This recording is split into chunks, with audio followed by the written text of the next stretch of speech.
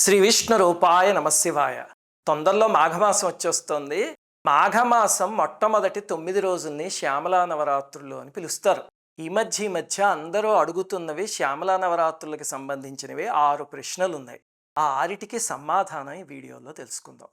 మొట్టమొదటి ప్రశ్న ఏమిటంటే, శ్యామలా నవరాత్రుల్ని, వారాహి నవరాత్రుల్ని గుప్త నవరాత్రులు అంటారట కదండి.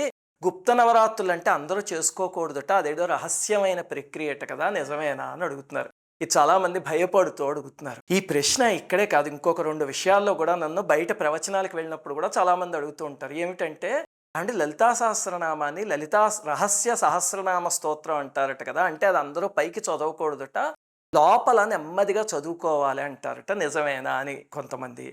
ఇంకొంతమంది భగవద్గీతని ఎవరికి పడితే వాళ్ళకి చెప్పకూడదట కదా, ముఖ్యంగా అందులో రాజవిద్య రాజగుహ్య యోగం అని ఉంది, అందులో గుహ్యం అంటే రహస్యము అని కదా, అందులో స్వామి కూడా ఇదంతుతే గుహ్యతమం అనసూయవే అని చెప్తారు మొట్టమొదటి శ్లోకంలో. అందుకని అది ఎవరికి చెప్పకూడదట కదండి. భగవద్గీతలో పురుషోత్తమ ప్రాప్తి యోగంలో ఇతి గుహ్యతమం శాస్త్రం ఇదముక్తం మయానఘ ఏతద్బుద్ధ్వా బుద్ధిమాన్ స్యాత్ కృతకృత్యస్య భారత అంటారు కదా స్వామి. అందుకని ఇది గుహ్యతమం అన్నారు కాబట్టి భగవద్గీత బయటికి చెప్పకూడదుట, చదవకూడదుట అంటున్నారు, నిజమేనా అని అడుగుతూ ఉంటారు. ఈ మధ్య దురదృష్టవశాత్తు భగవద్గీత మీద కూడా ఇలాంటి ప్రచారాలు చేసేవాళ్ళు తయారయ్యారు.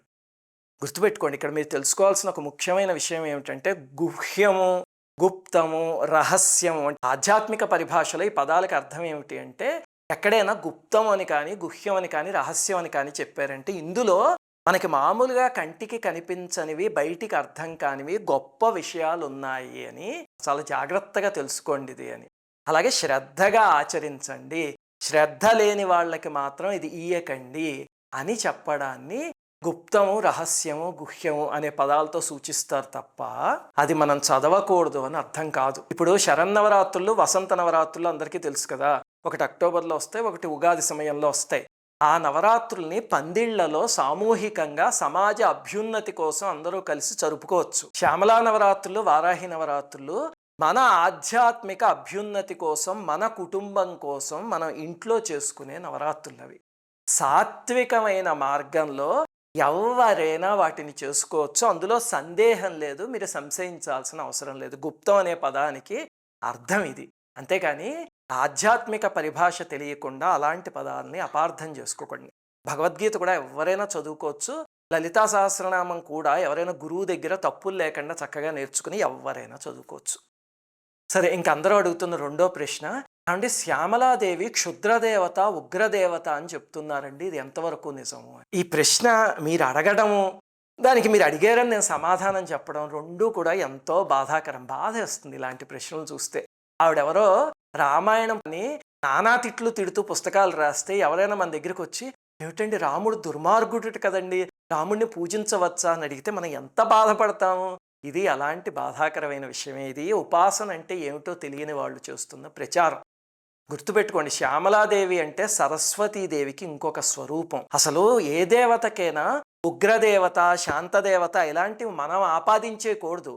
ఈ వికారాలన్నీ మనలోనూ మనం ఆరాధించే విధానంలో ఉంటాయి తప్ప దేవతల్లో ఉండవు. ఇప్పుడు వారాహిదేవి ఉగ్రదేవిటండి, శ్యామలాదేవి ఉగ్రదేవతటండి, నరసింహస్వామి ఉగ్రదేవుడుటండి. ఇలాంటివి ఎవరైనా మాట్లాడారంటే అది అజ్ఞానంతో మాట్లాడుతున్నారు అని అర్థం. నరసింహస్వామి ఉగ్రంగా ఎందుకున్నారు అంటే హిరణ్యకశిపుణ్ణి చంపడానికి ఉన్నారు.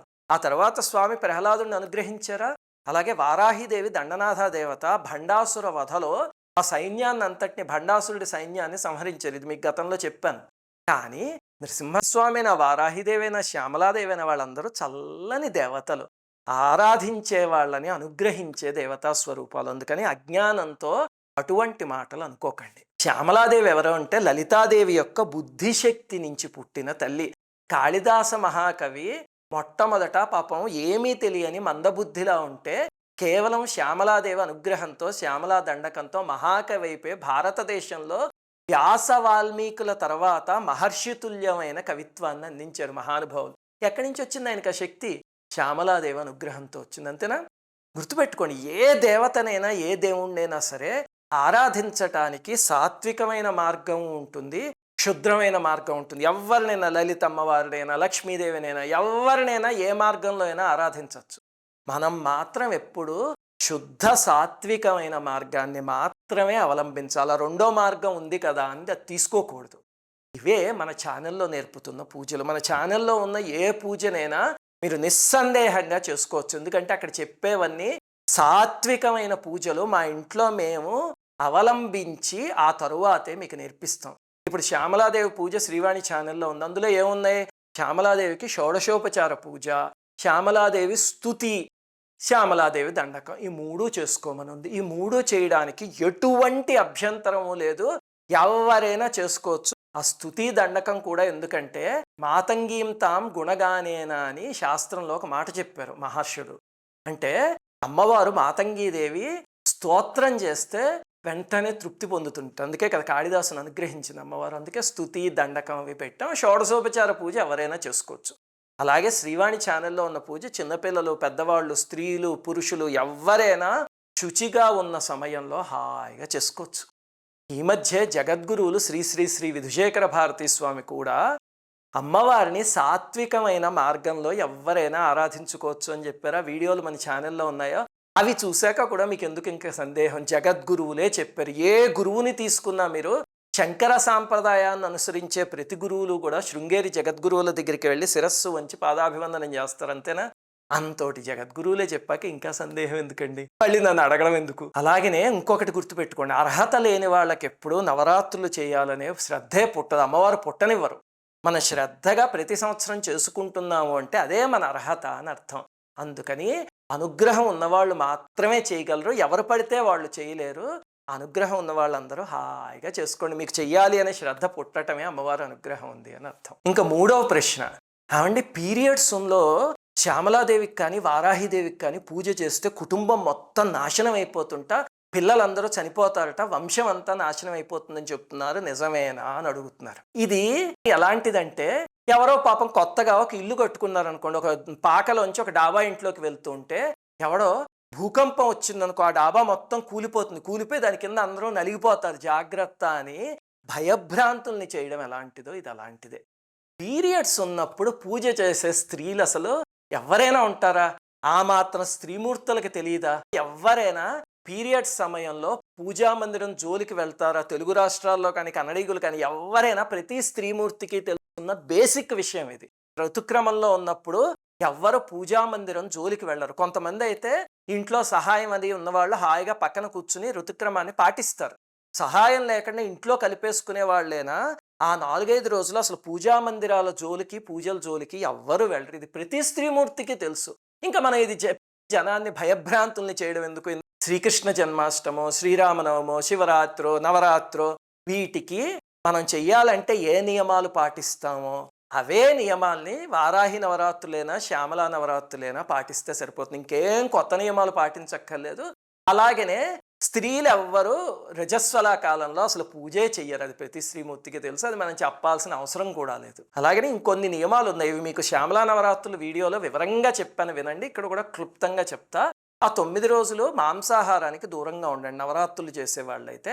అలాగే ధర్మ మార్గంలో నడవండి. ఎవ్వరి పతనము కోరుకుని చేయకండి. అమ్మ ఫలానా శత్రువు నాశనం అయిపోవాలి, వాడి కర్మ ఎప్పుడు పరిపక్వం అవుతుంది, వాడు ఎప్పుడు నాశనం అవుతాడు అని రోజు ఎదురు చూస్తున్నాము అంటే అదొక రకమైన జబ్బు అని అర్థం. ఎవ్వరి కర్మల కోసం మనం ఎదురు చూడక్కర్లే. ప్రకృతి ఆ కర్మల్ని అవసరమైనప్పుడు వడ్డిస్తుంది. మనం మన మీద, మన అభ్యున్నతి మీద, మన చుట్టుపక్కల ఉన్న సమాజం మీద దృష్టి పెడితే సరిపోతుంది. అలాగే ఎవరిని దూషించటం, ద్రోహం తలపెట్టడం, కోరికల చిట్టాలు పక్కన పెట్టుకుని పూజ చేసుకోవడం. అంటే అమ్మ నాకు ఒక ఇల్లు ఉంది, ఇంకో ఇల్లు కావాలి, 3 కార్లు కావాలి, మా అమ్మాయికి మా అబ్బాయికి అమెరికా ఛాన్సులు కావాలి, ఇవి కోరికల చిట్టాలు. అలాంటివి పక్కన పెట్టుకు చేయకండి. మీకు కష్టం ఉందనుకోండి, అమ్మవారికి చెప్పుకోండి, తప్పులేదు. ఎందుకంటే మనకి కష్టం ఉంటే మన అమ్మా నాన్నకి ఎలా చెప్తామో, పార్వతీ పరమేశ్వర్లైనా లక్ష్మీనారాయణలైనా మనకి అమ్మా నాన్నలు, వాళ్ళ దగ్గర కాకపోతే ఎవరి దగ్గర చెప్పుకుంటాం, చెప్పుకోండి. కాకపోతే అవన్నీ కోరుకుని పూజలు చేయకండి. అమ్మా నీ చూపు పడితే నా మీద చాలు, నీ ప్రేమ నాకు చాలు అని పూజ చేయండి. నిజంగా అమ్మవారి చూపు మన మీద పడేలా మనం పూజ చేయగలిగితే ఈ కష్టాలు, కన్నీళ్ళు, సమస్యలు అన్నీ పటాపంచలైపోతాయి, తిరుగులేదు. అందుకని భక్తితో చెయ్యండి. ఇంకా 4వ ప్రశ్న, ఏమండి నవరాత్రుల్లో చిలుకలు కనిపించకపోతే శ్యామలా నవరాత్రుల్లో ఏమవుతుంది? ఇది కూడా కొంతమంది మెయిల్స్ చేస్తున్నారట. ఇది ఏమిటంటే చిలుకల కోసం ఎగబడటం అనే ఒక రకమైన బలహీనత. ఇప్పుడు మీకు ఉదాహరణ చెప్తా. ఒక మనిషి చాలా కష్టపడి 5 ఏళ్ళు కృషి చేసి ఒక సబ్జెక్ట్లో PhD సంపాదించాడు. చక్కగా కాన్వకేషన్ జరిగి స్టేజ్ మీదకి పిలిచి డాక్టరేట్ ఇచ్చారు. ఆ మనిషి కిందకి దిగొచ్చాక, నేను స్టేజ్ పైకి వెళ్ళినప్పుడు అసలు ఫ్లాష్ కనిపించలేదు, ఎవరు ఫోటో తీయలేదేమో, నా రీసెర్చ్ ఫలించినట్టేనా 5 ఏళ్ల రీసెర్చ్ అని అడిగితే ఎంతటి అజ్ఞానం అది. 5 ఏళ్ల పాటు కష్టపడి రీసెర్చ్ చేస్తే అసలు ఆ మనిషికే తెలుస్తుంది, ఆహా రీసెర్చ్ ఎంత బాగా చేశాను. స్టేజ్ మీదకి వెళ్ళినప్పుడు ఫ్లాష్ కనిపించకపోతే రీసెర్చ్ ఫలించినట్టు అయిపోతుందా? అది ఎంత అజ్ఞానం, ఇది కూడా అంతే అజ్ఞానం. ఒక్కటి గుర్తుపెట్టుకోండి, శ్యామల ఆరాధనకి చిలుకలను ఆకర్షించటం, ధూమావతి ఆరాధనకి కాకులను ఆకర్షించటం అలాంటి శక్తి ఉన్నాయి ఆరాధనకి. ఇప్పుడు నాకు కొంతమంది మంత్రసిద్ధులు తెలుసు, వాళ్ళు రాత్రుళ్ళు హోమం చేసినా సరే, సామాన్యంగా చూడండి రాత్రుళ్ళు పక్షులన్నీ పడుకుని ఉంటాయి, కానీ వాళ్ళు రాత్రుళ్ళు హోమం చేస్తుంటే చిలుకలు కాకులు ఇలాంటివన్నీ వచ్చేసి ఆ కిటికీల చుట్టూ చేరిపోతాయి. ఏమిటండి అంటే వాళ్ళ ఉపాసనా బలం అది, అమ్మవారికి వాళ్ళ మీద ఉన్న అనుగ్రహం అది. అంతేకాని మనం వాళ్ళలాంటి వాళ్ళతో పోల్చుకుని ఆ మహనీయుడికి ఏదో శ్యామల ఆరాధన చేస్తే చిలుకలు వచ్చేయట నా దగ్గరికి రాలేదు అని పోల్చేసుకుని ఆడవకూడదు. మన స్థాయి వేరు, వాళ్ళ స్థాయి వేరు అంతే. మన భక్తికి ఎప్పుడు చిలుక కొలమానం కాదు, గుర్తుపెట్టుకోండి. ధర్మ మార్గంలో నడుస్తూ భక్తి శ్రద్ధలతో చేస్తే ఏ పూజనైనా అమ్మవారు స్వీకరిస్తారు, అంతేగాని చిలుకలు వచ్చేయా లేదా అని మాత్రం ఎగబడకండి. ఇంకా 5వ ప్రశ్న అందరూ అడుగుతుంది ఏమిటంటే, అండి శ్యామలాదేవి విగ్రహం పెట్టుకోవచ్చా, మూలమంత్రం చేయొచ్చా, యంత్రం పెట్టుకోవచ్చా, ఇలాంటివి అడుగుతున్నారు. ఇవి గతంలో నేను మీకు కనీసం ఒక 20-30 వీడియోల్లో చెప్పా ఇప్పటికి. అయినా సరే మళ్ళీ ఇంకొకసారి కూడా చెప్తా. ఏమిటంటే, ఏ పూజకైనా ఫోటో పెట్టుకు చేసుకోండి. ఇంత ఫోటో అయినా, ఫోటో అయితే ఎవరైనా పెట్టుకోవచ్చు. చూడండి మన ఛానల్లో ఇచ్చే డెమో వీడియోలు అన్నిటిలో కూడా సుశీల కానీ మా అమ్మాయి శ్రీవాణి కానీ చక్కగా ఫోటోలు పెట్టి పూజ చేస్తూ ఉంటారు, అంతేనా? ఫోటో పెట్టుకుంటే ఎవరైనా చేసుకోవచ్చు. విగ్రహం తెచ్చుకోదలుచుకున్నారనుకోండి, ఎప్పుడు అంగుష్ట మాత్రం ఇంతే ఉండాలి విగ్రహం, ఎందుకంటే విగ్రహానికి నియమాలు ఎక్కువ ఉంటాయి, అందుకని ఫోటో అయితే మంచిది. ఇంకా యంత్రం అంటారా, మీకు పరంపరాగతంగా యంత్రం వస్తున్నా, లేకపోతే ఎవరికైనా గురువు గారు మిమ్మల్ని అనుగ్రహించి యంత్రం ఇచ్చినా సరే, అలాంటప్పుడు మీ ఇంట్లో పెట్టుకోండి తప్ప, లేకపోతే యంత్రాల జోలికి మాత్రం వెళ్ళకండి, ఎందుకంటే యంత్రానికి నియమాలు ఎక్కువ ఉంటాయి. ఇంకా మంత్రం విషయానికి వస్తే కనుక, మంత్రం గురువుగారు ఉపదేశిస్తేనే, మన అర్హతని బట్టి గురువుగారు ఉపదేశిస్తారు, అప్పుడు ఆ మంత్రం చేసుకోండి తప్ప ఎక్కడ పడితే ఎక్కడ మంత్రాలు కొనేసుకుని, లేకపోతే ఎవరికైనా 5,000 ఇచ్చి ఫలానా మంత్రం నాకు ఉపదేశించండి అని అడిగి అలాంటివి మాత్రం చేయకండి. మనకు అర్హత ఉంటే మంత్రం మన దగ్గరికే వస్తుంది. నేను కొన్ని మంత్ర సాధనలు చేస్తూ ఉంటా, గురువులు ఉపదేశించినవి. ఈ మధ్య నాకు అమ్మవారి దయ వల్ల ఇంకో కొత్త మంత్రం వచ్చింది, అయితే అమ్మవారు చేసుకోమన్నారా ఆదేశం అని చెప్పి అక్కడి నుంచి చక్కగా తీవ్రంగా మంత్రం చేసుకుంటున్నా. అలాగ మంత్రం వచ్చే సమయం ఉన్నప్పుడు మంత్రమే మన దగ్గరికి వస్తుంది, మనం ఎవరి దగ్గరికి వెళ్ళి ఎగబడి చేసుకోవాల్సిన అవసరం లేదు. ఇప్పుడు శ్యామలాదేవి పూజ, షోడశోపచార పూజ, స్తుతి, శ్యామలా దండకం, ఈ 3 చేసుకోండి చాలు, వీటికి ఏ ఉపదేశం అవసరం లేదు. శ్రీవాణి ఛానల్లో ఉన్న ఆడియో పెట్టుకుని హాయిగా అందరూ పూజ చేసుకోండి. ఇంకా 6వ ప్రశ్న, ఆఖరి ప్రశ్న ఏమిటండి శ్యామలాదేవి వారాహిదేవి కొత్త దేవతలట కదా, వీళ్ళు ఎక్కడ పురాణాల్లో లేరట, ఈ మధ్య కొంతమంది పట్టుకొచ్చారట యూట్యూబ్లోను అని మాట్లాడుతున్న వాళ్ళు కూడా ఉన్నారు. ఇవన్నీ ఏమిటి అంటే, అమ్మవారి ఆరాధన అంటే ఏమిటో తెలియదు, ఆ ఉపాసన తెలియదు, తెలియక మాట్లాడే మాటలు ఇవి. ఇప్పుడు మనకి లలితా సహస్రనామంలో గేయచక్ర రథారూఢ మంత్రిణీ పరిసేవిత, మంత్రిణీన్యస్తరాజ్యధూహు ఇలాంటి నామాలు ఉన్నాయి. మంత్రిణ్యంబా విరచిత విశుక్రవధతోషిత, ఇందులో ఈ నామాలన్నిటిలో మంత్రిణి మంత్రిణి మంత్రిణి అని ఉన్నది ఎవరు అనుకుంటున్నారు? ఆ మంత్రిణీ దేవతే శ్యామలాదేవి. శ్యామలాదేవిని మంత్రిణీ దేవత అని పిలుస్తారు. లలితమ్మ వారు ఒక చోట శ్యామలాదేవిని పిలిచి తన రాజముద్రికని శ్యామలాదేవికి తొడిగి, నా రాజ్యభారాన్ని నీకు అప్పగిస్తున్నాను అని చెప్పారు. అమ్మవారి రాజ్యం ఎవరు? అమ్మవారి రాజ్యంలో ప్రజలు ఎవరు? మనందరం అమ్మవారి రాజ్యంలో ప్రజలు, అంతేనా? మనందరినీ పరిపాలించే అధికారాన్ని లలితమ్మ వారు శ్యామలాదేవికి ఇచ్చారు.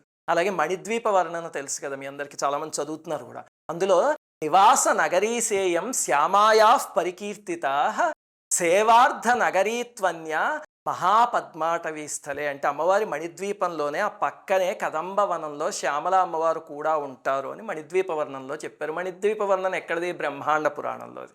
అంటే అర్థమవుతుంది కదా, పురాణాల్లో అమ్మవారి గురించి ఉంది, మనకిప్పటిదాకా తెలియలేదు, అంతే తేడా.